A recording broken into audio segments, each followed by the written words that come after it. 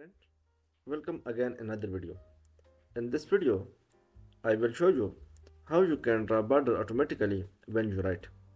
As I want the border to be created automatically in these 4 lines as I continue to write. For this, first select these 4 lines and click on conditional formatting and click on new rules. In this window, go to use a formula to determine which cell to format. Click on this and click on this blank cell and click on your serial number cell and remove this one and click on format. Now click on which you need, outline or inside.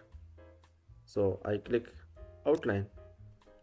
You can select your borderline styles from here and select color if you want to select anyone and click OK. Again click OK. Now you write something in cell and press enter. Border has been drawn automatically like this. I hope you enjoyed this video. Like this video and subscribe my channel for more tips. Thanks for watching.